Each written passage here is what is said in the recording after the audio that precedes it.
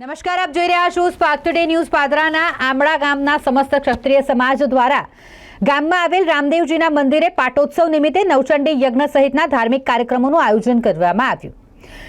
નવચંડી યજ્ઞનું અહીં આયોજન કરવામાં આવ્યું હોય રામદેવજી મંદિર ખાતે 25મા પાટોત્સવ નિમિત્તે આ ધાર્મિક કાર્યક્રમો યોજાયા હતા, જેમાં ગામના ક્ષત્રિય સમાજના ભાઈઓ બહેનો અને યુવાનો સૌ મોટી સંખ્યામાં લાભ લીધો અને ભક્તિભાવપૂર્વક નવચંડી યજ્ઞમાં ઉપસ્થિત રહ્યા. પ્રસાદીનું પણ આયોજન કરવામાં આવ્યું હતું. જય ભવાની, જય અલગધણી. આમળા ગામમાં રામદેવપીરના મંદિરના 25મા પાટોત્સવ નિમિત્તે આમળા ગામના નવચંડીનું આયોજન કરેલ છે.